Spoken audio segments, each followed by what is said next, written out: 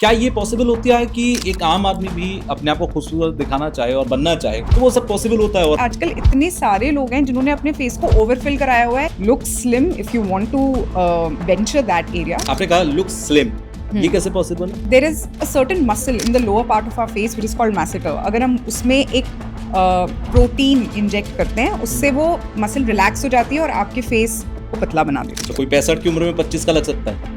See, you can't expect to reverse the age from 65 to 25, but you can definitely improve the aging process. Regular skin care पहला, और आपने कहा maintenance. हाँ जी. ये दो चीजें कैसे करेगा कोई इंसान? लोग अपने 25 साल में भी सबसे इम्पोर्टेंट एंटी एजिंग प्रोडक्ट जो सबसे इजीली अवेलेबल है वो तक यूज नहीं करते हैं, और वो क्या है? सनस्क्रीन. सनस्क्रीन सिर्फ धूप में जाना है, सन की रेज में आप आए तब भी लगाना जरूरी है, या आप घर में तब भी regular? See, it is very important to apply it every single day, even if you're at home, because even the visible light, आपके years age के बढ़ते जा रहे हैं, definitely आपके face में, आपके hair में changes भी बढ़ते जाएंगे. Skin care product can do as much as skin care product can do. आपने बीच में मेलानिन का जिक्र किया. Melanin is responsible for giving color to your skin. Actually मैंने ये सुना है कि डर्मेटोलॉजिस्ट जो होते हैं काफी एक्सपेंसिव होते हैं. तो मैं चाहता हूँ कि यहाँ पर जितने भी व्यूअर्स देख रहे हैं उन लोगों को थोड़ा सा फायदा हो जाए, और जो आपकी फीस है वो उनकी थोड़ी बच जाए. क्या क्या प्रोडक्ट यूज करने चाहिए एक रूटीन लाइफ के अंदर? Face wash, sunscreen, moisturiser. The millennials take pride, especially the men. They take pride कि हम तो अपने स्किन पे कुछ नहीं लगाते. I'm very glad कि आजकल के जो Gen Z के boys आते हैं मेरे पास, they are very careful about their skin, about their hair. Yes, everybody. Diet matters. Obviously it matters. What you जो भी आपकी स्किन पे दिखता है वो आपके बॉडी में क्या चल रहा है उसका साइन है. So diet is very very very important. That's the most important thing. Summers हैं तो समर्स के लिए एक बेस्ट टिप आपकी क्या है? देखिए, सबसे पहले समर्स के अंदर ये इंश्योर करें कि आप पानी बहुत ज़्यादा पिएं. Minimum 6 to 8 glasses of water. Sunscreen ज़रूर लगाएं. सनस्क्रीन के बिना बाहर ना जाएं. It should be applied all through out the year, but summers में मैं और उस पर थोड़ा स्ट्रेस देना चाहूँगी कि आप ज़रूर लगाएं, बिल्कुल भी ना भूलें. Hello hi, welcome. कैसे हैं आप सब लोग? मेरा नाम तुषार कौशिक है और एक और पॉडकास्ट डिजिटल जॉकी का आप देख रहे हैं. आज के गेस्ट जो हैं वो हैं एक डर्मेटोलॉजिस्ट जिनका नाम है डॉक्टर अनुप्रिया गोयल. और आज के पॉडकास्ट में इसलिए करने जा रहा हूं क्योंकि गर्मियों का सीजन बहुत जल्द आने वाला है, बल्कि आ ही चुका है. आप सब लोगों के घर में पंखे चलना और कुछ दिनों में शायद हो सकता है पॉडकास्ट चल आते आते या आपके देखने तक एसीज चल रहे हैं. और ऐसे में आप सब लोग परेशान होंगे गर्मी से, आप सब लोग परेशान होंगे स्किन के इश्यूज से, हेयर के इश्यूज से, क्योंकि आजकल इंडिया में सबसे ज्यादा यही इश्यूज हैं. और यही वजह है कि लोग डर्मेटोलॉजिस्ट के पास, कॉस्मेटोलॉजिस्ट के पास जा रहे हैं और उनसे ट्रीटमेंट ले रहे हैं. सो मैंने सोचा क्यों ना आज के पॉडकास्ट में एक डर्मेटोलॉजिस्ट को बुलाया जाए जो आपको कई तरीके से एक आई ओपनर फैक्ट्स बता सकें, मिथ्स को बस्ट कर सकें, और आपके स्किन केयर और हेयर केयर से जुड़े हुए, डेली रूटीन से जुड़े हुए आपको बहुत सारे सीक्रेट्स ओपन कर सकें. तो आपके खूबसूरत दिखने के और इस पॉडकास्ट के बीच में बस और बस कुछ ही सेकंडों का फर्क है, क्योंकि कुछ ही सेकंडों के बाद वो पॉडकास्ट हम शुरू कर देंगे, जिसको सुनने के बाद आपकी लाइफ में कई बड़े चेंजेस आने वाले हैं. तो चलिए आज के पॉडकास्ट की शुरुआत करते हैं. So I welcome you, Dr. Anupriya.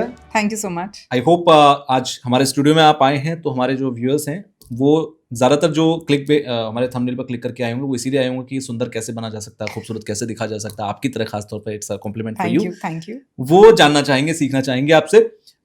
As a doctor मैं स्टार्ट करूं, बहुत सारी चीज़ों पर बात करूंगा मैं. लाइक समर्स आ रहे हैं तो समर्स में बहुत ज़्यादा इश्यूज आते हैं स्किन के रिलेटेड और हेयर लॉस से भी रिलेटेड या हेयर से रिलेटेड. सबसे पहले मुझे आप ये बताओ मोटा मोटा कि जब आप के क्लिनिक पर लोग आते हैं, जब आपके क्लिनिक पर परेशान लोग आते हैं, किस तरीके के केसेस सबसे ज्यादा आते हैं? अगर मैं डिस्कस करूं खासतौर पर ये मार्च से लेकर उधर जुलाई अगस्त तक का जो टाइम होता है. देखिए, इंडिया में अब समर्स की जब हम बात करते हैं बहुत सारे रीजन्स होते हैं. मेरे मल्टीपल क्लिनिक्स हैं इंडिया के अंदर. एंड अगर मैं बात करूं बॉम्बे के क्लिनिक्स में और दिल्ली के क्लिनिक्स में, जो कंसर्न्स होते हैं वो थोड़े डिफरेंट होते हैं, क्योंकि इंडिया का जो टेम्परेचर है वो वेरी करता है फ्रॉम रीजन टू रीजन. अब अगर आप बॉम्बे की बात करो, वहां पे जो समर्स होते हैं they are along the coastal line, they are more humid. आप दिल्ली की बात करो, यहाँ पे जो summers होते हैं they are more dry and arid. So the concerns are very different. अगर दिल्ली के क्लिनिक में मेरे पास कोई पेशेंट्स आते हैं, वो मुझे आके बोलते हैं कि उनको यूजुअली उनके स्किन बहुत ड्राई लग रही है, डिहाइड्रेटेड लग रही है because of so much of dust, so much of pollution and extensive heat.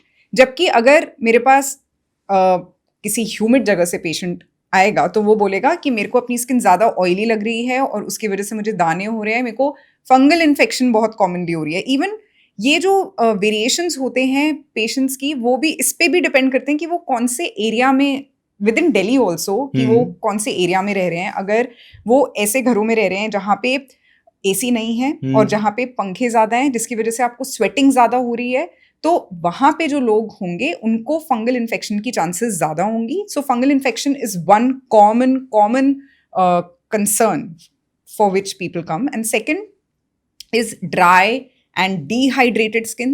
Second, that's very common. And third, acne is very common, whether on the face or on the scalp. Okay, so ये तो issues हैं जो किसी को हुआ और वो आपके पास आया। कुछ ऐसे लोग भी आते हैं कि जी मुझे और खूबसूरत दिखना है। बहुत लोग आते हैं। So my clinic is less of core dermatology and more of aesthetic clinic. Okay. And a lot of people now. क्या डिफरेंस है दोनों में?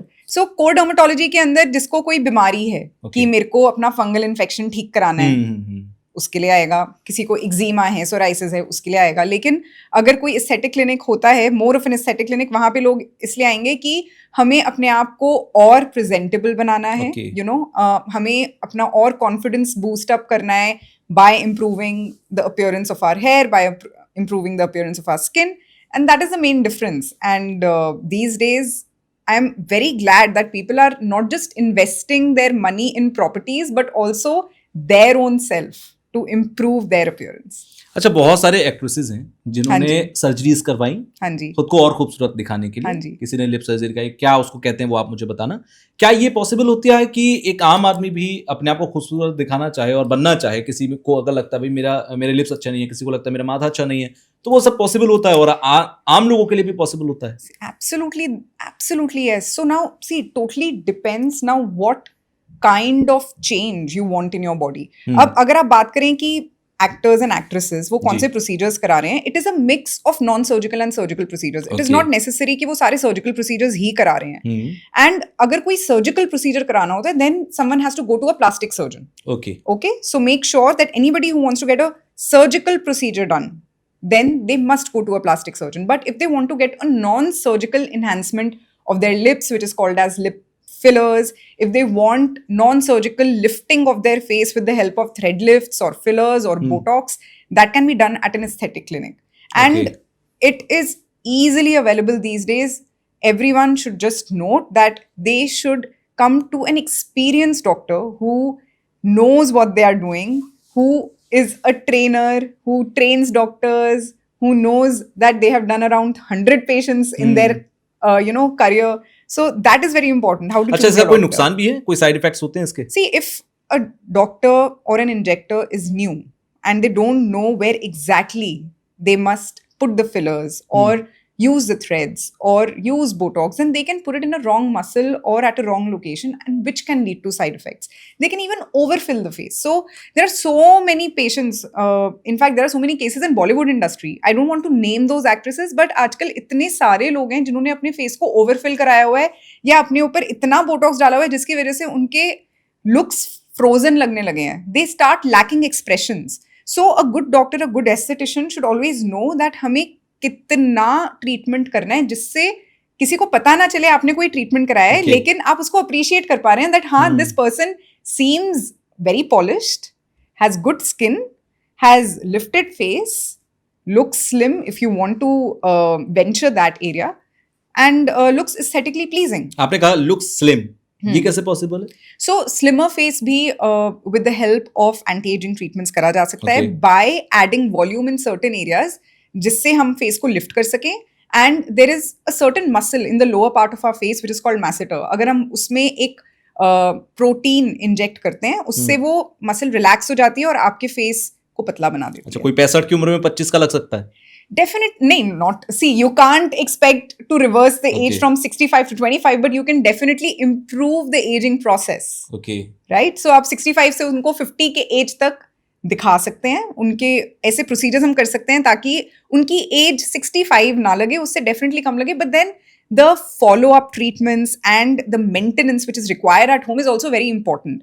मतलब आपको ये इंश्योर करना है कि आप एक रेगुलर स्किन केयर रूटीन करें घर पे। रेगुलर, बहुत अच्छा आपने टॉपिक यहाँ पर उठाया।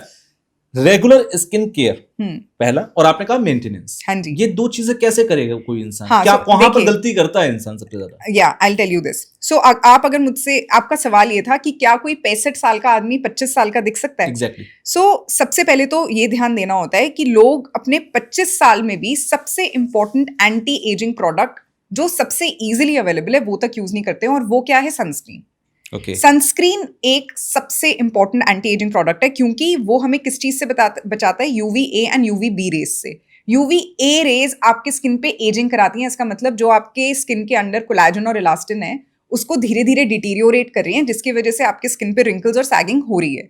अगर आप रोज सनस्क्रीन यूज करेंगे सबसे पहले, तो आपकी एज उतनी फास्ट फॉरवर्ड होगी ही नहीं। आज मैं तो इतने पेशेंट से हर रोज अपने OPD में मिलती हूँ, इतने सारे लोग ऐसे होते हैं जो कि 30 साल के भी होते हैं, लेकिन वो लगते हैं that they have entered their 40s, and there are so many people who are in their 50s and they look that oh they are not even 40 yet. Exactly. So that is either because उनका sun exposure limited है, या वो ठीक खा रहे हैं, या वो ऐसे स्किन के प्रोडक्ट्स यूज कर रहे हैं जिससे उनका कोलेजन और इलास्टिन मेंटेन तो है। सनस्क्रीन सिर्फ धूप में जाना है, सन की रेज में आप आए तभी लगाना जरूरी है, या आप घर में तब भी रेगुलर रूटीन में आपको लगाना चाहिए? See, it is very important to apply it every single day, even if you're at home, because even the visible light, जैसे यहाँ पे कोई लाइट से मेरे ऊपर जो पड़ रही हैं, उनसे भी हमारे स्किन में एजिंग के चेंजेस होते हैं। ओके। सो अगर आप अपने रूम पे भी बैठे हैं और आपके विंडो से भी आपके ऊपर सनरेज पड़ रहे हैं, तो उससे भी चेंजेस होते हैं।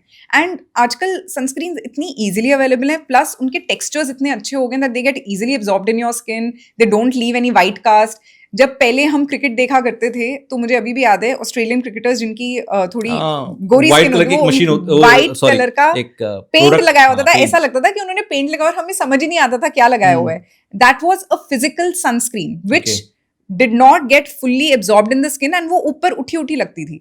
एंड मैं भी जब अपने MBBS करती थी तब हमें पता नहीं होता था सनस्क्रीन का इतना इंपॉर्टेंस। जो भी मैं मार्केट से अच्छी ब्रांड की भी सनस्क्रीन यूज करती थी, वो मेरे स्किन को बहुत ही चिपचिपा बना देती थी, और मेरे स्किन को, यही वजह ज्यादातर लोग नहीं लगाना चाहते। एग्जैक्टली। लेकिन आजकल बहुत अच्छी मार्केट में सनस्क्रीन अवेलेबल हैं जो कि आपके स्किन को चिपचिपा नहीं बनाती और आपके स्किन में वो व्हाइट कास्ट भी नहीं लेके आती हैं। सो what I would recommend is, instead of using a moisturizer, अगर आप adequate amount of sunscreen भी everyday use करें, आपको immediately कोई result नहीं दिखेगा, लेकिन आप एटलीस्ट अपने एजिंग को prevent करेंगे। Now second question, आप जैसे बोल रहे थे कि घर पे तो हमें क्या करना चाहिए, वो ये हो गया। क्लिनिक में क्या करना चाहिए? अगर आप कोई नॉन सर्जिकल प्रोसीजर करा रहे हैं और आप ये सोचें कि मैंने तो एक बार अपने इस प्रोसीजर में इन्वेस्ट कर लिया, अब मेरा ये लाइफ भर चलना चाहिए, ऐसा नहीं होता, क्योंकि ageing is also inevitable. Ageing रुकती नहीं है। तो अगर आपके ईयर्स एज के बढ़ते जा रहे हैं, डेफिनेटली आपके फेस में, आपके हेयर में चेंजेस भी बढ़ते जाएंगे। तो एक प्रोसीजर आपके एजिंग को कंप्लीटली रोक नहीं देगा। So you have to maintain those procedures. आप चाहे साल में एक बार कराएं, लेकिन अगर आप उसको रेगुलरली कराते रहेंगे, I assure you with in 5 years आपको ये लगेगा कि आपकी एज बढ़ी नहीं है, घटना शुरू हो गई है, specially with respect to the appearance. अच्छा, यानी कि एक चीज मैं मोटे मोटे तौर पर समझ रहा हूँ कि सनस्क्रीन अगर कोई भी इंसान कम उम्र से ही लेकर अपने डेली अपनी स्किन पे अप्लाई कर रहा है, तो उसकी उम्र ज्यादा होने के बाद भी वो कम उम्र का दिखेगा, फाइन लाइंस एंड रिंकल्स कम आएंगे। Okay, got it. It can not prevent complete sagging, but definitely the fine lines, wrinkles, the age spots, that will be lesser. अच्छा, एक कॉमन सी बात कही जाती है एक आम जिंदगी के अंदर कि डॉक्टर्स को सब पता होता है। ऐसा पॉसिबल ही नहीं है आजकल। AI को भी सब पता नहीं होता, तो डॉक्टर्स तो ह्यूमन बीइंग्स हैं। नहीं, फिर भी आपको बॉडी के बारे में, आपको हेल्थ के बारे में, हर एक चीज के बारे में, जैसे आप बता भी लो, काफी कुछ पता। आपको पता है कि सनस्क्रीन डेली लगाने से जो है उम्र ज्यादा होने के बाद भी कम लगाई जा सकती है। और आपके बारे में मैं पूछूं, क्योंकि आम लोगों का सवाल ये होता है कि डॉक्टर्स दूसरों को बता रहे हैं, लेकिन खुद करते हैं क्या? अगर खुद करते हैं तो आपसे मेरा सवाल ये कि अगर आप गलत ना समझें, आपकी उम्र क्या है? मेरी 37 की उम्र में आप लग नहीं रही हैं। हाँ, तो क्या आप डेली अप्लाई करते हैं? Yes, I have been used to see since I did my post graduation in this field. I have been doing it regularly every single day, including my day routine and night routine. Okay. So I am very, very sincere with it. Okay. So sunscreen भी market में बहुत सारे हैं। एक sunscreen के बारे में कहा जाता है SPF बोला जाता है। I don't know what it is. तो SPF क्या होना चाहिए और सनस्क्रीन लेते वक्त क्या ध्यान रखना चाहिए? सो 2 क्राइटेरियाज होते हैं जो आपको डेफिनेटली ध्यान रखने चाहिए जब आप सनस्क्रीन खरीद रहे हैं। सो मार्केट में 2 टाइप की सनस्क्रीन आती हैं, एक फिजिकल सनस्क्रीन, एक केमिकल सनस्क्रीन। फिजिकल सनस्क्रीन ऐसी होती है जो मैंने आपको बताया था कि एक वैसा लगेगा ऊपर किसी व्हाइट पेंट लगा रखा है। बिकॉज फिजिकल सनस्क्रीन क्या करती है, सीधा रिफ्लेक्ट कर देती है लाइट को. It's like a Okay. Physical barrier that you have वो ज्यादा क्रिएटेड. अच्छी होता होगा. It is better for sensitive skin people. It is recommended for pregnant women and it is recommended for children. Okay. That आप physical sunscreens use करें because it sits on your skin. It is not absorbed by your skin to an extent where chemical sunscreen is absorbed. Chemical sunscreen में क्या होता है, वो reflect नहीं करती light को, वो लाइट को हीट एनर्जी में कन्वर्ट कर देती है. तो इसलिए वो आपका जो मेलानिन प्रोड्यूसिंग सेल्स मेलानोसाइट्स होते हैं वहां तक उनको पहुंचने नहीं देती है और उनकी मल्टीप्लिकेशन नहीं करने देती. नाउ जब भी आप कोई सनस्क्रीन खरीद रहे हो, आपको क्या फैक्टर्स ध्यान में रखने चाहिए. सबसे पहले, अगर आप अपने बच्चे को लगा रहे हो तो फिजिकल सनस्क्रीन लगाएं. अगर आप प्रेग्नेंट वुमेन है तो आप फिजिकल सनस्क्रीन लगाएं. अगर सेंसिटिव स्किन है तो फिजिकल सनस्क्रीन लगाएं. अगर आपको अच्छा टेक्सचर चाहिए, जैसे मैं केमिकल सनस्क्रीन लगाती हूँ बिकॉज मेरी सेंसिटिव स्किन नहीं है. सो मैं एक लोशन बेस्ड सनस्क्रीन लगाती हूँ. मेरी कॉम्बिनेशन स्किन है, मेरे स्किन को वो ऑयली नहीं बनाती और वो अच्छे से एब्जॉर्ब भी हो जाती है मेरे स्किन में. आजकल टिंटेड सनस्क्रीन इतनी अच्छी आती है मार्केट में, you can even use a tinted sunscreen. ना उसमें क्या आपको देखना चाहिए बिफोर यू बाय इट. सबसे पहले मिनिमम SPF 30. तो SPF is sun protection factor that protects you from UVB rays. UVB rays causes tanning of the skin. Okay, so this protects you from UVB rays and SPF factor should be minimum 30 because it protects your skin from about 97% of UVB rays. Okay. Now, when you're also taking a sunscreen, you must see that it is UVA protection आपको कितना दे रहा है. UVA protection देखा जाता है by the PA factor. Okay, PA factor should be minimum 3+. Okay. तो PA+++ अगर आपको दिखाई देता है, minimum 3+ होना चाहिए. 2+ से उतना फायदा नहीं होता. वो आपको प्रोटेक्ट करता है UVA rays से, and UVA rays are responsible for causing aging. Okay, तो आजकल एक थोड़ा सा ये भी मिथ फैला हुआ है कि अच्छा सिर्फ SPF देख के ले लो. हाँ, exactly. PA factor is very important. You must have a look at it. अगर आप अपनी उम्र को थामना चाहते हैं, उम्र को थामना या जितना आप थाम सकते हैं, because see, skincare product can do as much as skincare product can do. Sunscreen is not the only factor which can just stop your aging, right? आपको खाने पे भी ध्यान देना है अपने. Exactly. There's so many other things. अगर आपको बहुत stress है लाइफ में, that also increases certain hormones in your body which causes aging. अगर आप कुछ exercise नहीं कर रहे हैं, there are no happy hormones in your body. So there are so many factors which are responsible for aging. You can't just give one sunscreen the entire credit of stopping your aging. But sunscreen does play an important role, and I vouch for it completely. And any dermatologist you consult, one product they will definitely tell you to use is a sunscreen. Okay. आपने बीच में melanin का जिक्र किया था, ये क्या होता है? मेलानिन एक पिगमेंट मेलानोसाइट एक पिगमेंट प्रोड्यूसिंग सेल होता है जो कि प्रोड्यूस करता है melanin. Okay, melanin is responsible for giving colour to your skin. Okay, मैं गोरा हूं या काला हूं, ये डिपेंड करता है मेरी बॉडी के मेलानिन पर. हाँ. So Indians are blessed with increase number of melanocytes which increase melanin which protects us. and ये मेलानिन जो होता है ये हमें प्रोटेक्ट करता है from any sort of skin cancer. Okay, जब जैसे हम वेस्टर्न कंट्रीज में जाते हैं, उनकी स्किन टाइप जो होती है, एक फिट्जपैट्रिक स्किन टाइप सिस्टम होता है जिसके अंदर skin type 1 is extremely fair which is seen in more western countries. उनका स्किन टाइप एक्सट्रीमली फेयर इसलिए होता है क्योंकि उनमें मेलानोसाइट्स कम होते हैं. Okay. जब मेलानोसाइट्स कम होते हैं बॉडी के अंदर, they are more prone to risk of skin cancer with respect to Indians who have skin type 4 or 5 where we have more melanocytes, which is आप समझ लीजिए is our protective shield against skin cancers. हम लोग skin type में 4th 5th number पर आते हैं. हाँ जी. बट कश्मीरी, अगर आप कश्मीर के इंडिविजुअल्स को देखें तो वो 3 में आएंगे. So 3, 4, 5. तो गोरा होना बुरा है, काला होना अच्छा है.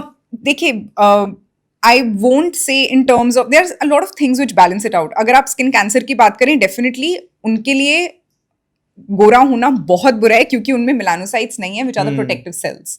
So तभी आप देखेंगे जब भी कोई western, any foreigner who is there at a beach, they ensure that they carry big bottles of sunscreen with them because अगर वो sunscreen नहीं लगाएंगे, they like the tan. जब भी आप किसी विदेशी कंट्री में जाएंगे, उनको आप देखेंगे that they are soaking themselves in the sun. Why?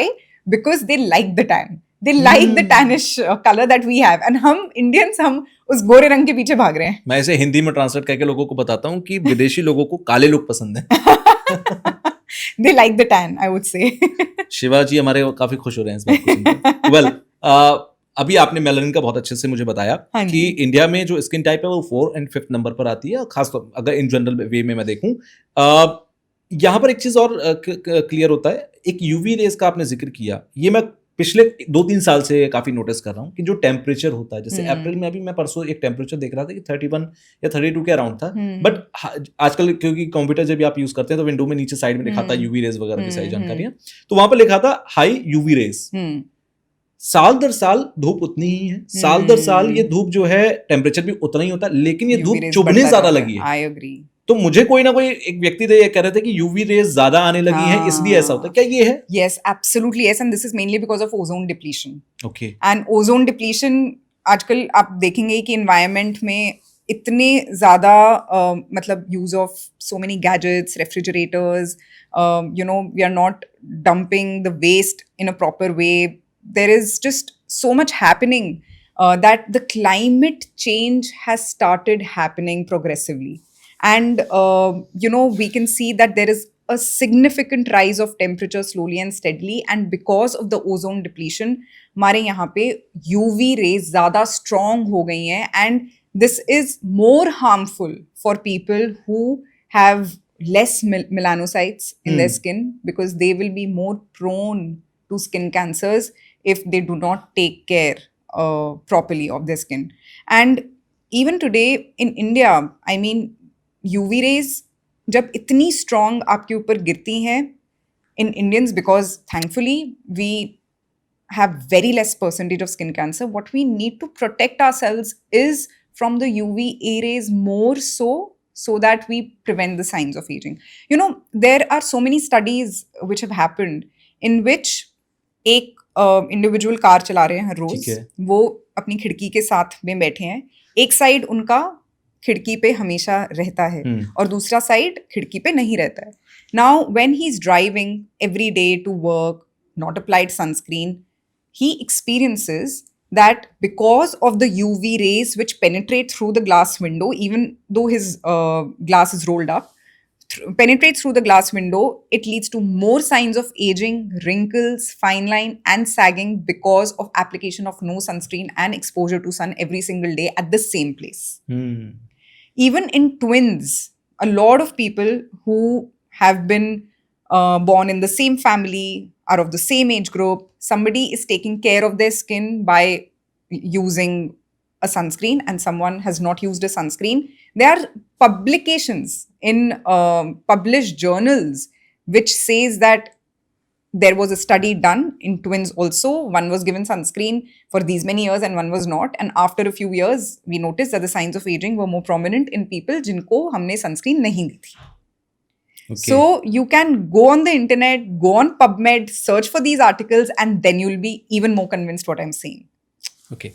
थोड़ा सा मैं आगे बढ़ता हूँ. हम स्किन केयर पर बात कर रहे हैं, अभी और भी बात करेंगे बहुत सारी चीज़ों पर, आपसे रेमेडीज भी लेंगे, क्योंकि डॉक्टर्स एक्चुअल में मैंने ये सुना है कि डर्मेटोलॉजिस्ट जो होते हैं काफ़ी एक्सपेंसिव होते हैं.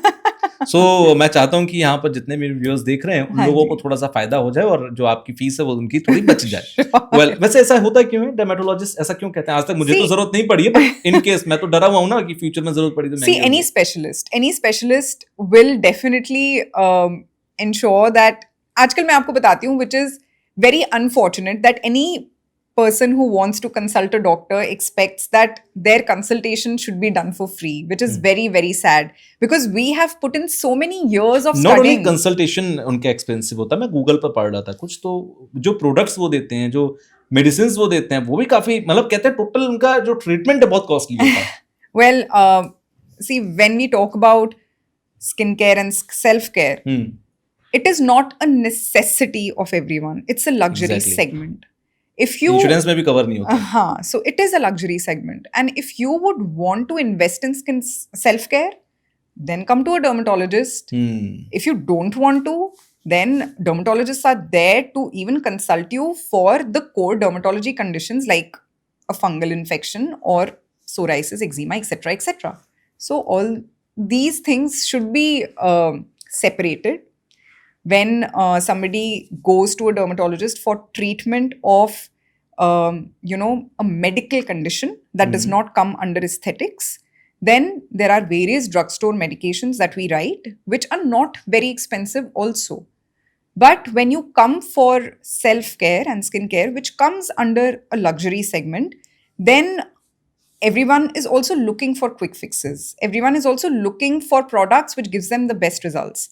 And these days, it's not just about expensive skincare, but it's also about कि हम भी आपको रिजल्ट देना चाहते हैं, जिसकी वजह से जब इतने सारे प्रोडक्ट्स मार्केट में हैं, हम चाहते हैं कि आपको हम बेस्ट प्रोडक्ट दें ताकि आपको रिजल्ट्स अच्छे हैं. एग्जैक्टली. सो अब मैं थोड़ा हेयर पे आता हूँ, क्योंकि आपने बताया कि थोड़ा सा भाई आपको रिजल्ट्स चाहिए तो आपको थोड़ा सा पैसा भी खर्च करना होता है. लेकिन क्या होता है कि जब कोई सुंदर दिखने के लिए आता है, सेल्फ केयर की जहाँ आपने बात की उसके लिए आता है, तो वहाँ पर क्या होता है कि ठीक है, ये इट्स योर चॉइस, आप जा भी सकते हैं, नहीं भी जा सकते हैं. बट समटाइम्स क्या होता है कि किसी को, जैसे कुछ आपने बहुत सारी बीमारियों के नाम बताया कि किसी को सोराइसिस हो गया, किसी को फंगल इन्फेक्शन हो गया, at that time they feel like this. Well, मैं आगे बढ़ता हूँ. समर्स की जब हम बात करें तो स्किन केयर पर तो आपने कहा कि सनस्क्रीन है आपको लगाना चाहिए, जिससे कि आपकी स्किन प्रोटेक्टेड रहेगी. यूवी रेज लगातार बढ़ रही हैं, तो आपको तो ये नेसेसिटी में काउंट होना चाहिए. वेल, हेयर पर भी कोई असर पड़ता है, हमारी हेयर हेल्थ पे भी कोई असर पड़ता है समर्स का? देखिए, समर्स के अंदर ऐसा जरूरी नहीं है कि सबके हेयर पे कुछ ना कुछ असर पड़ेगा, लेकिन कुछ लोगों को एक्सपीरियंस होता है कि उनको बहुत ज्यादा स्वेटिंग हो रही है अपनी स्कैल्प पे, और उसकी वजह से उनके स्कैल्प पे दाने आ सकते हैं अगर वो स्कैल्प हाइजीन का ध्यान नहीं रखते तो. सो मैं ये सब लोगों को बताना चाहूंगी, स्पेशली अगर आप एक्सरसाइज कर रहे हैं, अगर आप नहीं भी कर रहे हैं और आप ज्यादा स्वेट कर रहे हैं, अगर आपका काम ऐसा है कि आप फील्ड वर्क में जाते हैं और आप ज्यादा धूल मिट्टी से एक्सपोज होते हैं, तो आपको जरूर हर रोज शैम्पू करना चाहिए और आपको ट्राई करना चाहिए कि आप ऐसा शैम्पू यूज करें जिसके अंदर इंग्रेडिएंट्स हैं जो आपके स्कैल्प को क्लीन रखे. सो बहुत सारे लोग मेरे पास आते हैं जो पूछते हैं कि हम हर रोज शैम्पू नहीं करते. इवन इन मेन वो बोलते हैं कि हम ट्वाइस अ वीक ही सिर्फ शैम्पू करते हैं, and then I see their scalp, और उनके स्कैल्प पे इतने दाने होते हैं, एंड बिकॉज ऑफ दैट उनके स्कैल्प पे रेडनेस होती है या इन्फ्लेमेशन होती है, जिसकी वजह से उनके बाल गिरने लगते हैं. सो इसको अगर आपको रोकना है तो इंश्योर करें that please shampoo your hair every day, because अगर आप हर रोज शैम्पू करते हैं उससे कोई साइड इफेक्ट नहीं होता है. इनफैक्ट आपका स्कैल्प का हाइजीन मेंटेन रहता है. अच्छा, ये जैसे मैं अपने घर में अपने देखता हूँ, अपने बाथरूम के अंदर मेरी वाइफ मल्टीपल प्रोडक्ट्स होते हैं. हम बॉयज तो जो होते हैं बस शैम्पू कर ले, दैट्स इनफ फॉर अस. ये मल्टीपल प्रोडक्ट्स की क्या सच में जरूरत होती है? देखिए, अब मुझे तो नाम भी नहीं पता एग्जैक्टली.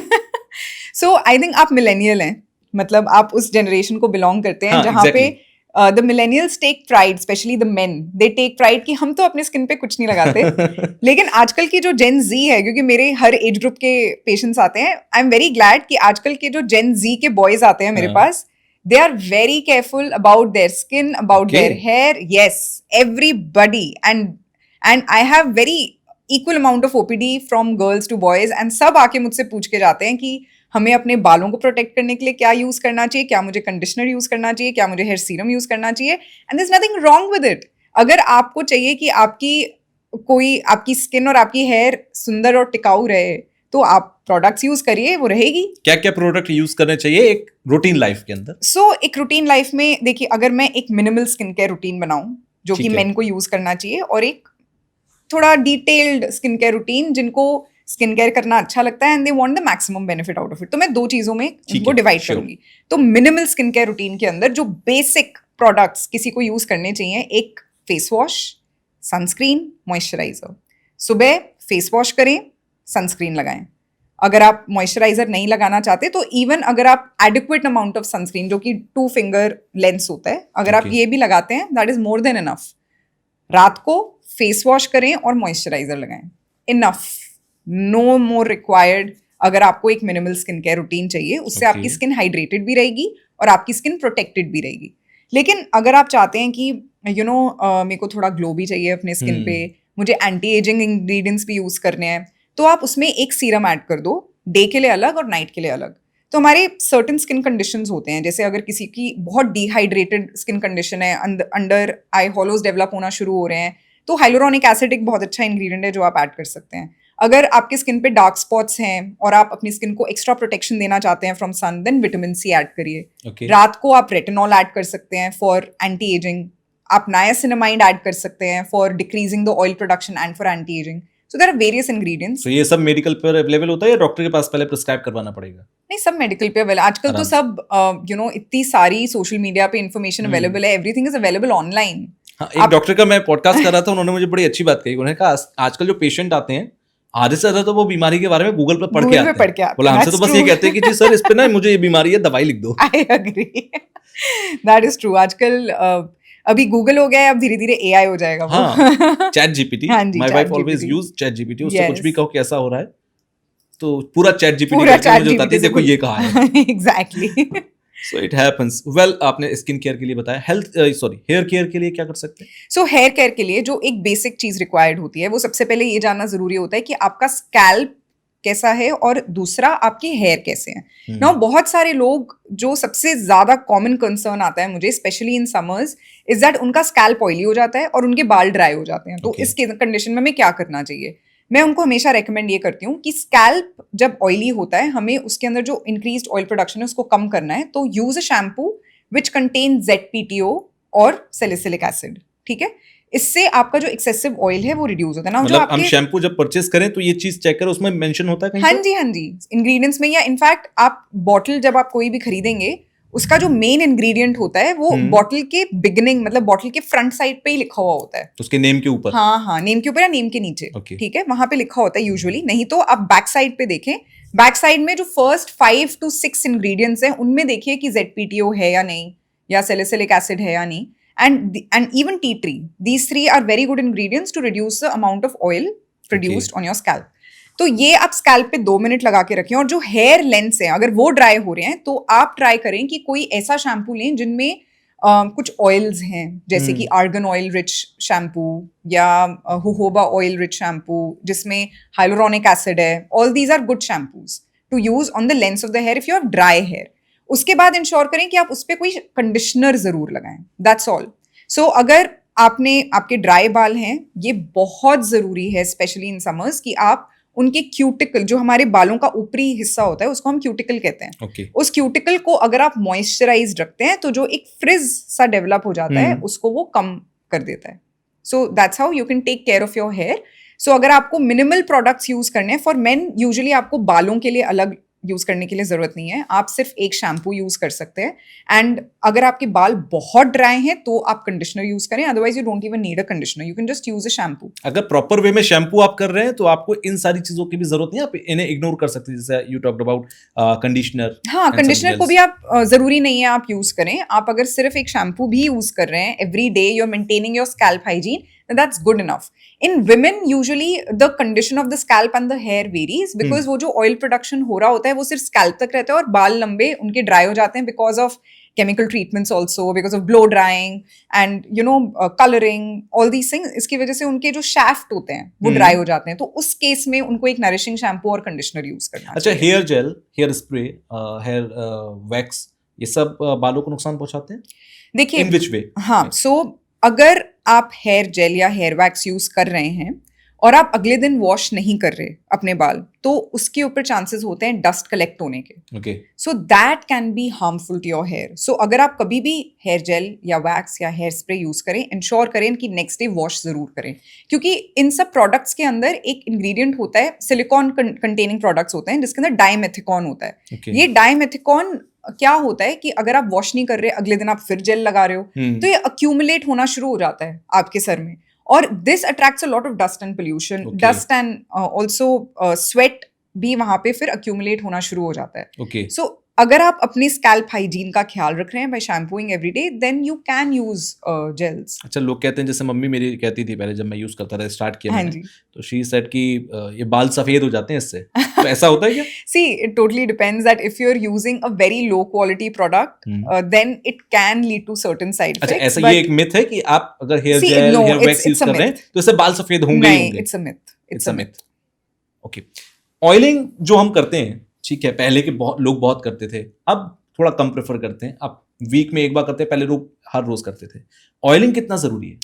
So, ऑयलिंग भी एक ऐसा Oiling and home massage remedy है। also. हाँ, सो ऑयलिंग एक होम रेमेडी ऐसी है जो कि which was very close to everybody's heart in India, and I mummy think के हाथ की चंपी। हाँ, ये कुछ ऐसी चीज है जो सब लोगों को लगता है कि ओहो, ये कैसे डॉक्टर मना कर रहे हैं, ये तो हमें करना तो ही आप है। मना करने वाली हैं? सो मैं इसके my आपको favorite. प्रोज एंड कॉन्स दोनों बताऊंगी। Okay. सो देखिए, जब किसी का स्कैल्प ऑलरेडी ऑयली है या किसी के स्कैल्प पे डैंड्रफ है, Okay. उस केस में ऑयलिंग बिल्कुल नहीं करनी। क्या बात कर रहे हैं? डेंड्रफ में तो ये कहते हैं, गूगल पर नुस्खे हैं कि आप नारियल के तेल में नींबू और कपूर डाल के तभी लगाइए, तो इससे गूगल डॉक्टर एक इफेक्टिव डॉक्टर नहीं होता। ऐसा नहीं करना चाहिए। बिल्कुल नहीं करना चाहिए। सो क्या होता है, मैं आपको बताती हूँ क्यों। जब ये ऑयल हम सर पे लगाते हैं, this oil acts as food for fungus. हमारी जो डैंड्रफ होती है एक फंगल इन्फेक्शन होती है, ठीक है। अगर हम ये ऑयल उधर लगाते रहते हैं तो ये फंगस उस पे ग्रो करने लगता है एंड उसकी वजह से आपको ज्यादा फंगस होने लगता है। इसीलिए अगर आपको डैंड्रफ है, अगर आपके सर पे दाने हो रहे हैं और अगर आपका स्कैल्प ऑलरेडी बहुत ऑयली है, there is no requirement to oil your scalp. However, if you really like oiling and अगर आपके सर पे डैंड्रफ नहीं है और दाने नहीं हैं, then you can definitely oil your hair. आप चंपी करिए, लेकिन आप half an hour before you shampoo करिए। आपने ये नोटिस किया होगा पैराशूट का, because Parachute is such a popular brand. Exactly. पहले उसका जो तरीका होता था मार्केट करने का, वो सिर्फ चंपी होता था कि आप चंपी करें और अगले दिन धोएं। लेकिन इन्होंने अपना नैरेटिव कुछ साल पहले चेंज कर लिया। उन्होंने ये बोलना शुरू किया, go for a champi half an hour before you shampoo.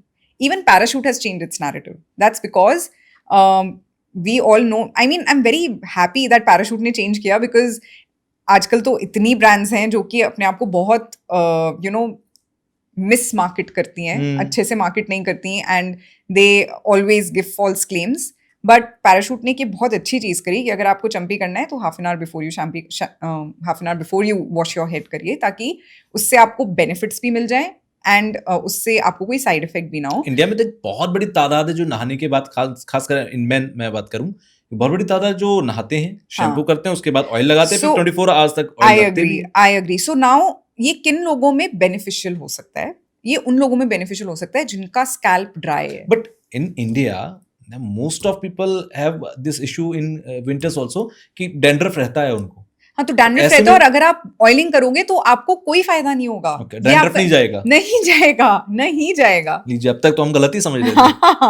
अब देखिए, विंटर्स में ना एक और रीजन हो सकता है कि अगर आप बहुत गर्म पानी से नहाते हैं तो आपके स्कैल्प पे ओवर ड्राइनेस की वजह से स्केलिंग हो जाती है। तो अगर आपको स्केलिंग हो रही है, ओवर ड्राइनेस हो रही है, तो आप अगर तेल लगाएंगे तो इससे आपको इंप्रूवमेंट दिख जाएगा। अब आप दोनों में डिफरेंशिएट कैसे करें? जब भी आपको ड्राइनेस होगी ज्यादा स्कैल्प पे, उसके जो फ्लेक्स होंगे वो एक दूसरे से क्लम्प्ड अप नहीं होंगे, लेकिन डैंड्रफ के अंदर वो क्लम्प्ड अप हो सकते हैं एक दूसरे से, because it is because of increased oil production and that oil is the food for fungus. अच्छा, मैं कुछ मिथ सर्च कर रहा था तो मुझे एक मिथ मिला कि चॉकलेट एंड ऑयली फूड्स खाने से एक्नेज होते हैं। हाँ जी। Is it?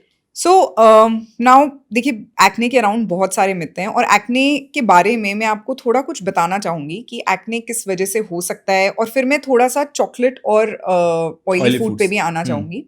देखिए, एक बहुत कॉमन कॉज है एक्ने का कि आपके बॉडी में एक हार्मोन इंक्रीज होता है जिसका नाम होता है एंड्रोजन। ओके, एंड्रोजन यानी कि testosterone in easier language for everyone. Now ये फीमेल्स में भी कुछ तादाद में होता है और मेल्स में भी होता है।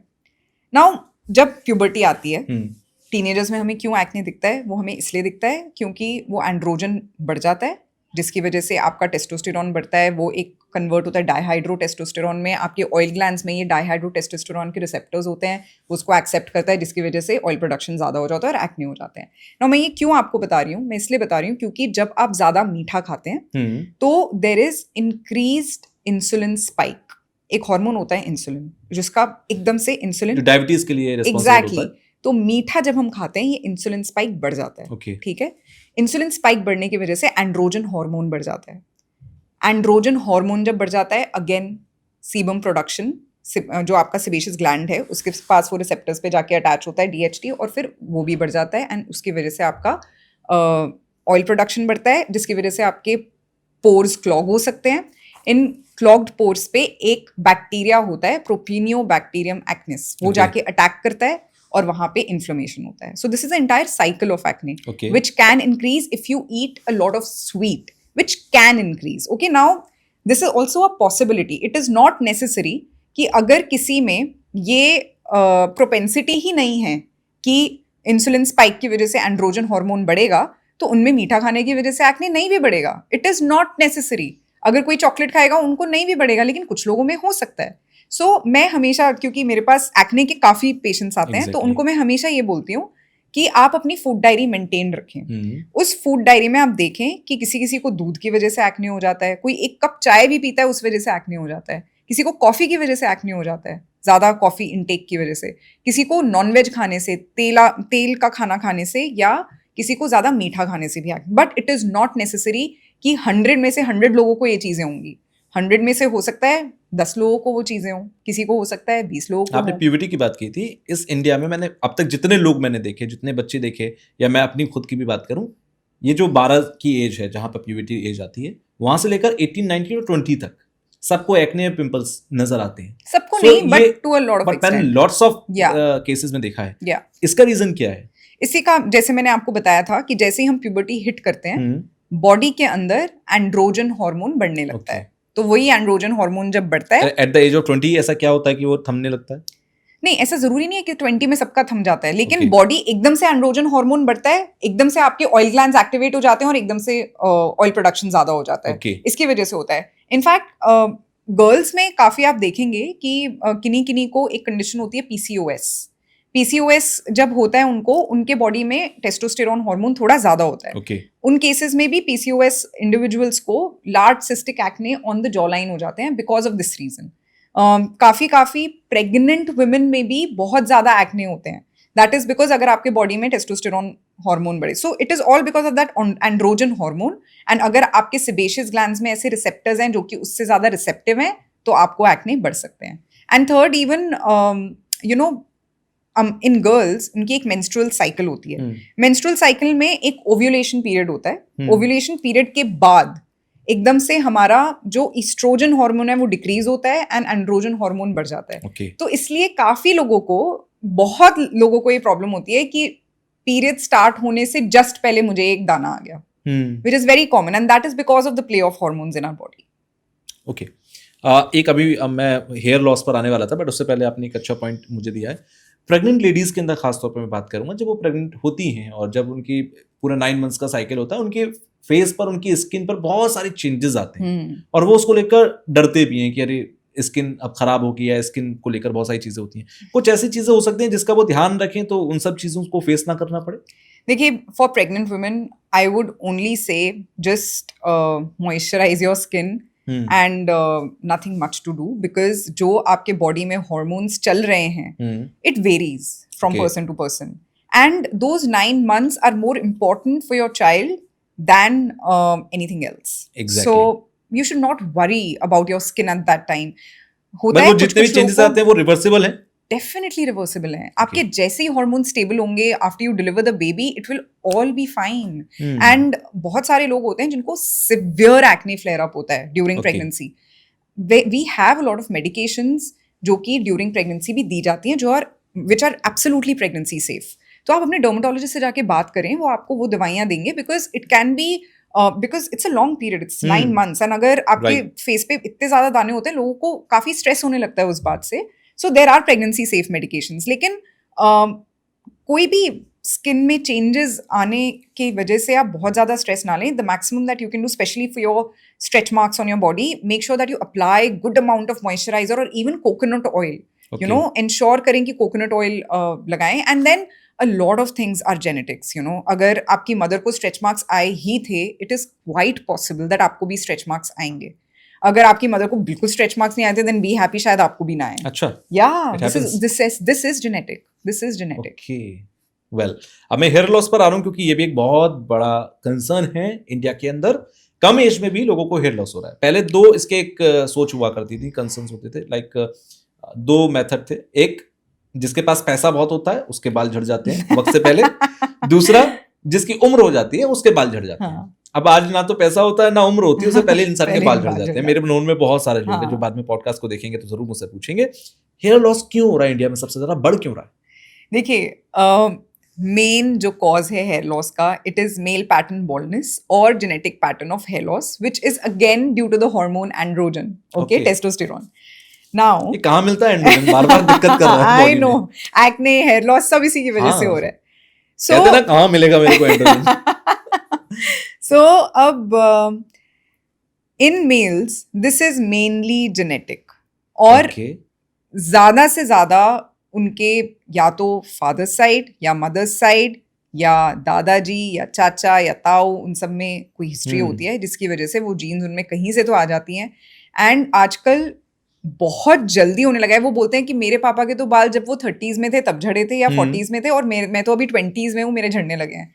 That is because of so much of stress so much of we have so many gadgets. There are अभी जितना स्ट्रेस हम लेते हैं, हमारी जनरेशन लेती है और आजकल की जेनजी लेती है, वहाँ वो कहाँ हमारे, that was such a simple life then.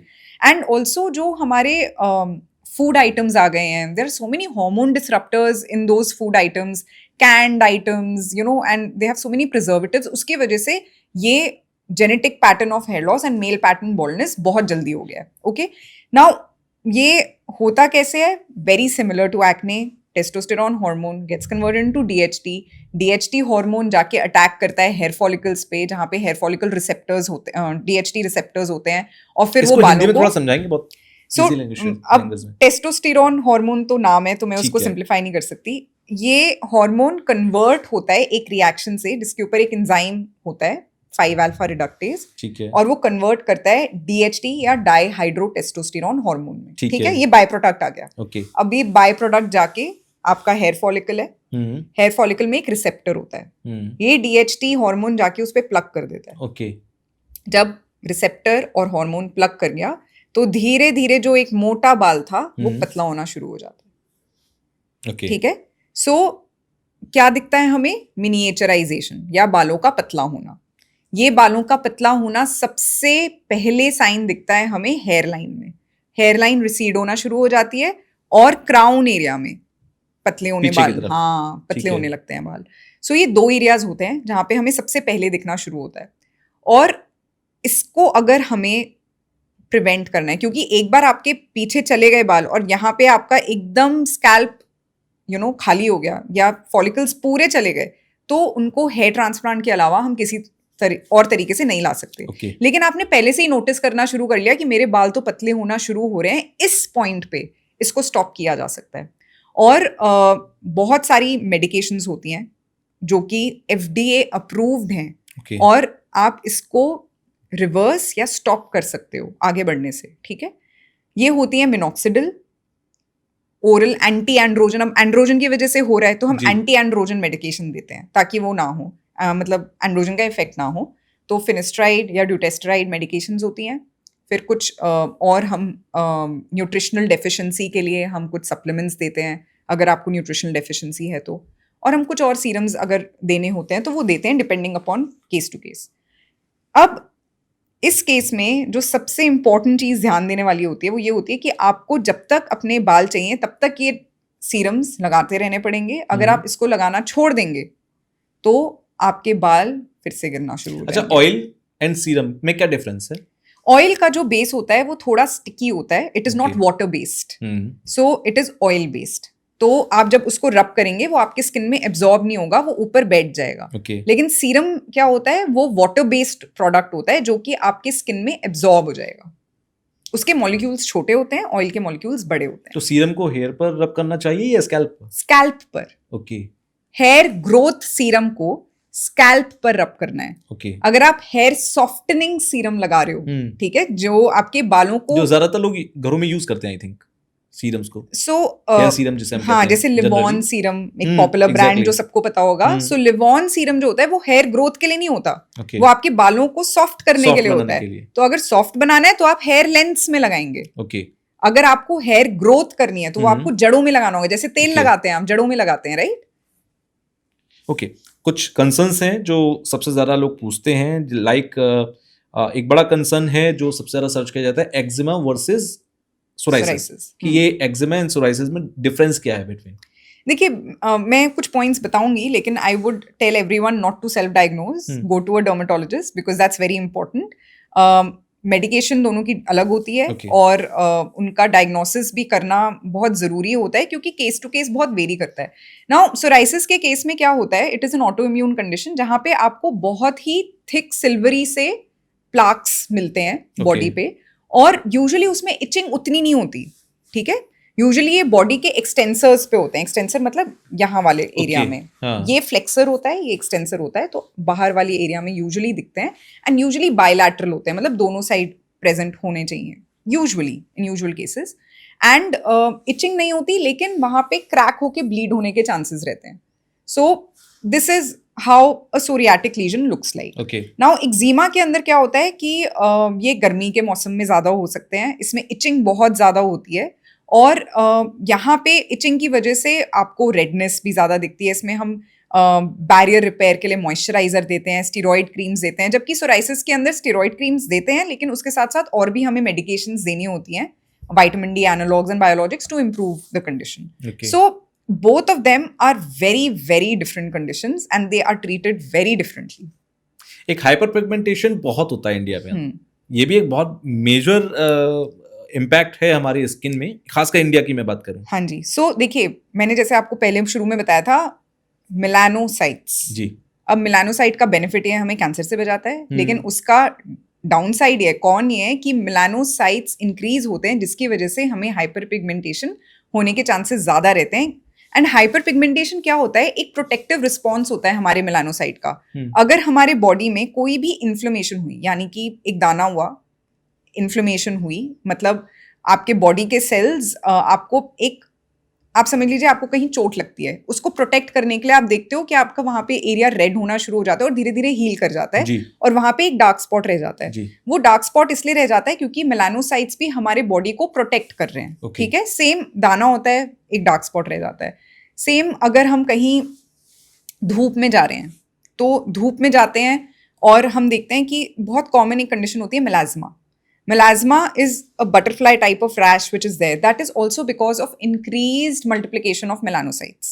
ये हिल्स पर जो लोग जाते हैं उनके साथ सबसे ज्यादा होता है। Exactly. कश्मीर आप जाएंगे तो ज्यादातर लोगों के आप मिलेंगे, आपको ऐसा मिलेगा। और गोवा भी अगर जा रहे हैं और वो अपने आपकी स्किन को बिल्कुल प्रोटेक्ट नहीं कर रहे हैं, then it can happen freckles. So ये सब हाइपर पिगमेंटेशन के अंदर आते हैं, और इनको प्रोटेक्ट किया जा सकता है, इनको डिक्रीज किया जा सकता है by application of adequate amount of sunscreen and by even eating oral sunscreen pills. आजकल एंटीऑक्सीडेंट्स आ गए हैं, there are so many oral sunscreen medications which have come that अगर आप लगाना नहीं चाह रहे हो, एटलीस्ट आप खा लो ताकि आप अपने आप को प्रोटेक्ट कर सको। अच्छा, कुछ हमारे पास मिथ्स हैं जिन पर बात करना चाहूँगा मैं। लाइक सबसे बड़ा एक मिथ ये है यहाँ पर कि अगर देखा जाए कि स्किन को प्रोटेक्ट करने के लिए, अगर मैं देखूँ, एक मेलेनिन का आपने जिक्र किया, मैं पहले इस पॉइंट पर आ जाता हूँ। आपने कहा मेलेनिन जो होता है वो हमारे स्किन को प्रोटेक्ट करता है, तो किसी को भी अगर हाइपर पिगमेंटेशन हो रहा है, या बहुत सारे लोगों में देखा जाता है कि उनको एक ऐसा इशू हो गया कि उनकी स्किन पर स्कार्स आ गए हैं, ब्लैक कलर की उनकी ब्लैकिश आ गई है, इसका मतलब है हाइपर पिगमेंटेशन उनका हुआ होगा, मेलेनिन ने वर्क किया होगा। तो क्या उनके साथ ऐसी कोई कंडीशन बनी थी कि उनको स्किन कैंसर हो सकता था, या उनको यूवी रेज सबसे ज्यादा इफेक्ट कर रही थी और वो मेलेनिन ने वहां पर उनको प्रोटेक्ट किया? देखिए, it would not be correct to say that कि अच्छा अगर मेलेनिन नहीं होता तो उस वजह से उनको कैंसर हो ही जाता। It would not be correct to say that, but definitely melanocyte का मल्टीप्लिकेशन उधर हुआ है and it has led to that pigmentation. I would rather say it in this way. क्या आप घर पे कर सकते हैं to improve your skin in summers? बहुत अच्छी अच्छी होम रेमेडीज हैं जो आप यूज कर सकते हैं। कुछ इंग्रेडिएंट्स हैं जिन पे आपको फोकस करना चाहिए। सबसे पहले रोज वाटर। रोज वाटर आपकी स्किन को काम करता है, इरिटेटेड स्किन को भी इम्प्रूव करता है एंड कूल डाउन करता है आपकी स्किन को। It can be used as a toner also. जैसे आपने फेस वॉश किया, तो अगर आप थोड़ा सा रोज वाटर अपनी स्किन पे स्प्रे करते हैं तो that helps in cooling down your skin. And उसके बाद अगर आप मॉइस्चराइजर लगाते हैं, मॉइस्चराइजर भी अच्छे से एब्जॉर्ब होता है आपकी स्किन में। अगर बहुत लोग होते हैं जिनकी स्किन अगर ड्राई हो जाती है समर्स में और टैन भी हो जाती है, जैसे आप गोवा से आए, ठीक है, कहीं यहाँ हिल स्टेशन से आए, तो टैनिंग के साथ साथ आप ये भी देखेंगे कि आपकी स्किन में एक ड्राइनेस और खिंचाव सा भी आ गया है। तो उसको अगर आपको इंप्रूव करना है, then lactic acid is a very good ingredient. और ये लैक्टिक एसिड कहाँ पाया जाता है? इन मलाई और इन कर्ड। ठीक है, सो अगर आप कर्ड या मलाई से अपना फेस धोते हैं, it is very good to moisturise your skin. Sticky नहीं हो जाएगा फेस? हल्का सा स्टिकी होगा, लेकिन ड्राई और डिहाइड्रेटेड स्किन के लिए आप पहले वो यूज करें, और अगर आपको थोड़ा सा स्टिकी लगे तो हल्की से जेंटल क्लेंजर से फिर से वॉश कर लें फेस।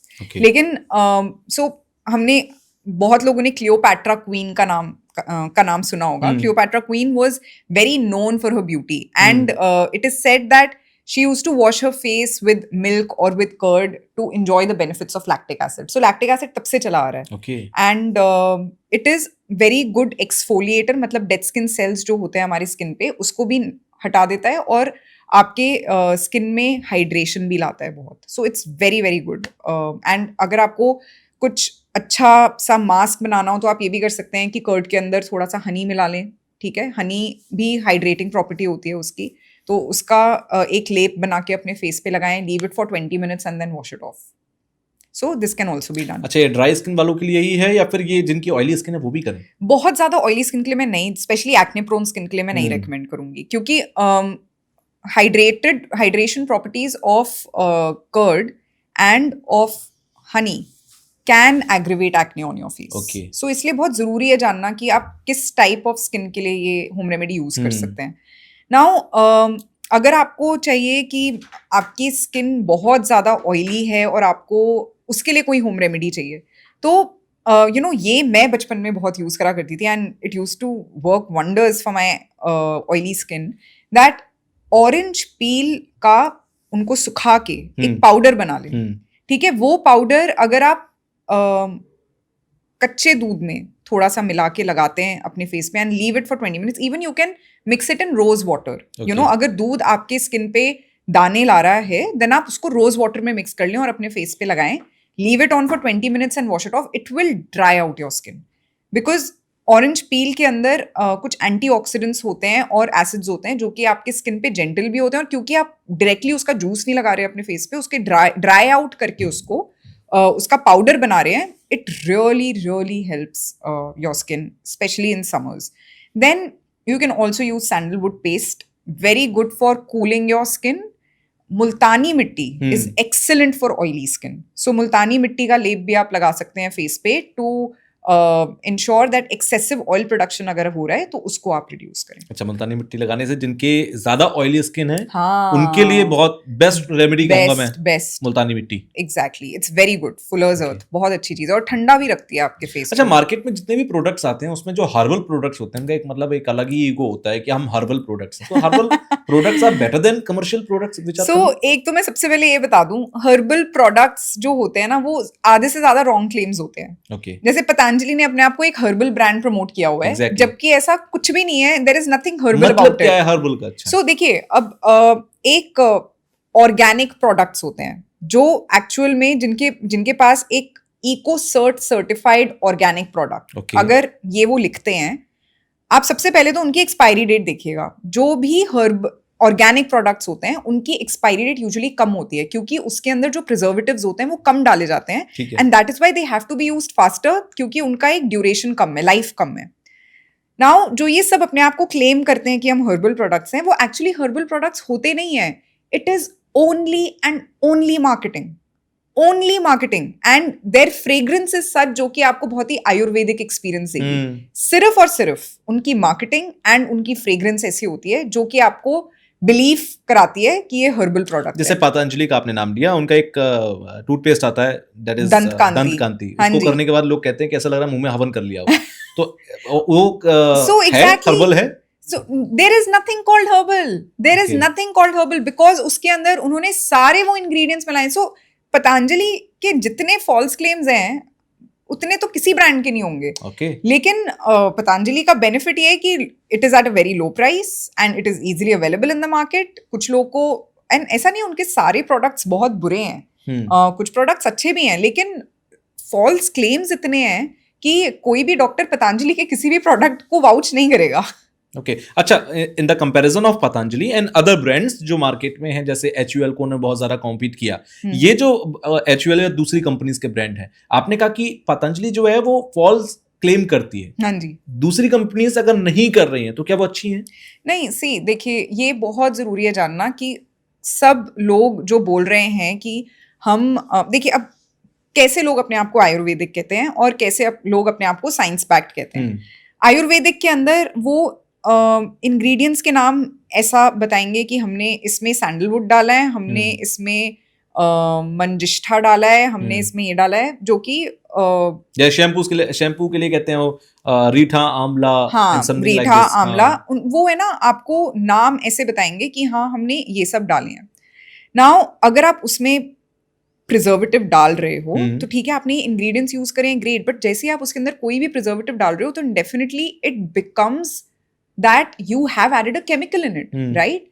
कोई भी, अगर मैं साइंस बैक्ड प्रोडक्ट बताती हूँ, उसके अंदर अगर वो शिया बटर, कोको बटर या कुछ भी डाल रहे हैं, aren't these ingredients also Ayurvedic? I would say it's just that ये थोड़े इंग्लिश नेम्स हैं, ये थोड़े हिंदी नेम्स हैं जो कि बहुत सालों से होम रेमेडीज में चलते आ रहे हैं, और ये नहीं चलते आ रहे हैं। और ये इंग्रेडिएंट्स सब अच्छे हैं, मेरे को इन इंग्रेडिएंट्स से कोई प्रॉब्लम नहीं है, लेकिन that claim that this is an Ayurvedic product because I am using manjistha और आई एम यूजिंग सम, सो देखिए अगर कोई बोलता है कि मैं लेमन यूज कर रहा हूँ, लेमन से एग्जैक्टली क्या मिल रहा है हमें? विटामिन सी मिल रहा है जी। तो वो उसमें विटामिन सी डाल रहे हैं हमें।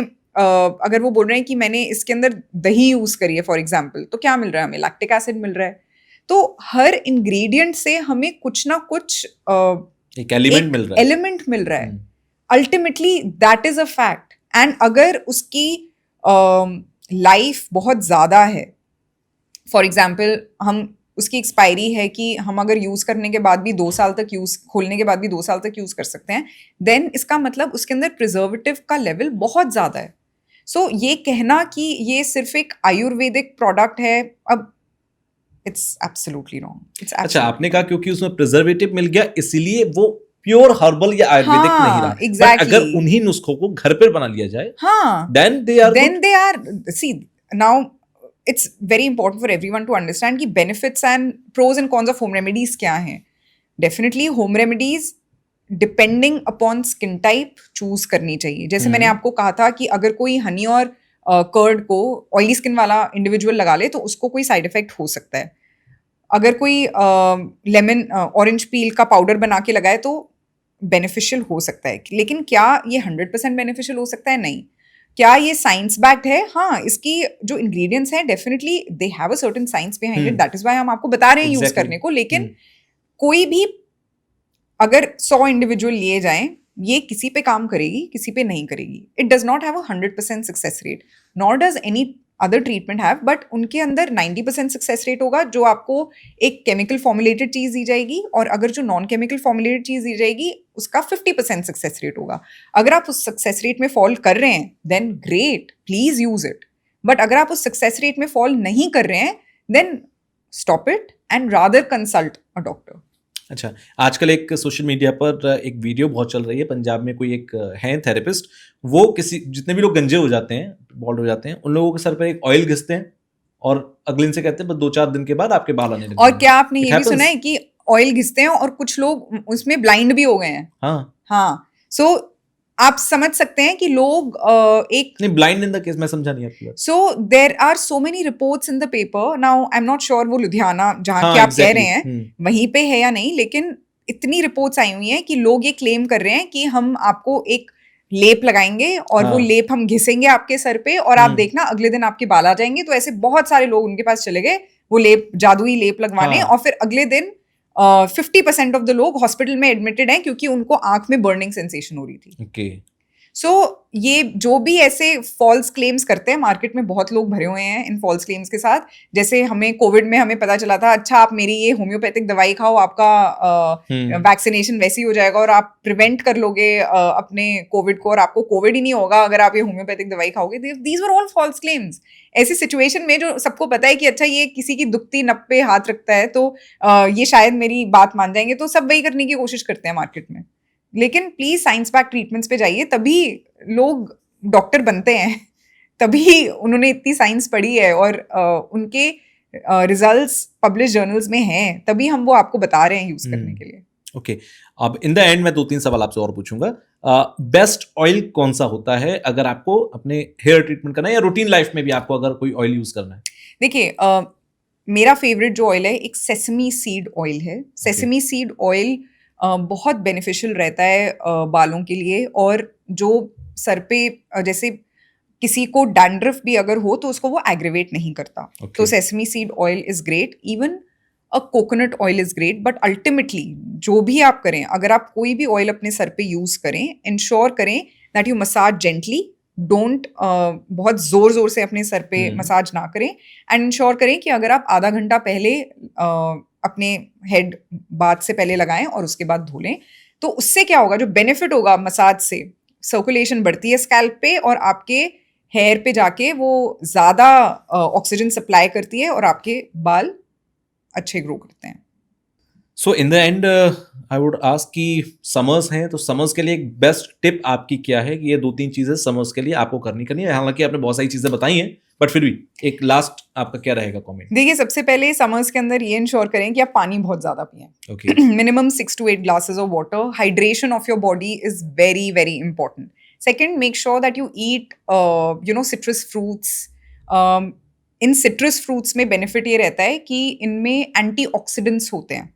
एंटीऑक्सीडेंट से आपको एक नेचुरल प्रोटेक्शन मिल रहा है। तीसरी, अगर आप स्किन केयर की बात करें, इंश्योर करें दैट सनस्क्रीन जरूर लगाएं।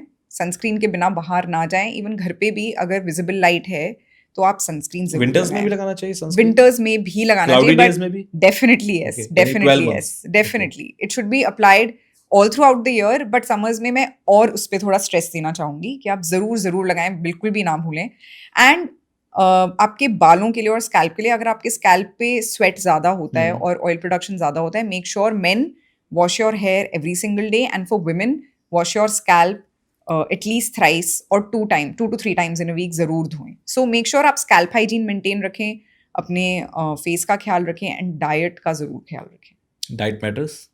Obviously it matters. What you जो भी आपकी स्किन पे दिखता है वो आपके बॉडी में क्या चल रहा है उसका साइन है। So diet is very very very important, that's the most important thing. Okay, so thank you आपका आने के लिए। और समर से पहले अगर अच्छी टिप्स मिल जाएं लोगों को तो शायद बहुत कम लोगों को कोई इश्यू आएगा। और खास तौर पर जो 2-3 चीजें, जो हैबिट्स हमारी होनी चाहिए, जो इंडिया में बहुत कम पाई जाती हैं, लाइक फेस वॉश करना, रात में फेस वॉश करके सोना, सनस्क्रीन का यूज करना, ये सारी चीजें जरूरी हैं। बट एक बहुत बड़ा मिथ मेरा भी क्लियर हो गया, वो दैट इज चंपी वाला। हाँ जी, ठीक है। सो ऑयल वाला ये बहुत मैटर करता है, क्योंकि इंडिया में एक बेसिक सोच है, ये बहुत सालों से चली आ रही है कि ऑयल लगाना चाहिए, चंपी करनी चाहिए। बट आपका कहना है कि बहुत कम लोग ऐसे हैं जिनकी मतलब ड्राई है, आई थिंक आपने ऐसे ही बताया। हाँ जी। तो उन लोगों को बस करना चाहिए। नहीं, अगर आपको स्कैल्प पे दाने नहीं हैं और डैंड्रफ नहीं है तो आप भी कर सकते हैं, लेकिन half an hour before you shower. अच्छा, इसका फायदा क्या है अगर करते हैं? देखिए, जब आप चंपी करते हैं तो आप हल्के से जो अपने फिंगर्स से मसाज कर रहे हैं, उस मसाज की वजह से आपकी स्कैल्प में सर्कुलेशन बढ़ता है। ओके। वो सर्कुलेशन की वजह से oxygen supply to hair follicles बढ़ता है, and that helps in hair growth. Okay, बस इतना ही फायदा है? डेफिनेटली। तो ये फायदा अच्छा है। अगर आप हर हफ्ते कर रहे हो, that's a routine that you are following, that definitely helps. क्योंकि दादी नानी ये कहती थी ना कि जैसे हमारी बॉडी का खाना है, ऐसे ही बालों का खाना ये ऑयल होता है, इसलिए हमें ऑयलिंग करनी चाहिए। नहीं, वो फैक्ट नहीं है, लेकिन डेफिनेटली जब आप मसाज करते हो अपने स्कैल्प पे, उससे बहुत इंप्रूवमेंट आता है इन ऑक्सीजन सप्लाई। थैंक यू आप हमारे स्टूडियो में आए, बहुत अच्छी बातें हमने की हैं। You're welcome. Thank you for it. Thank you so much for having me.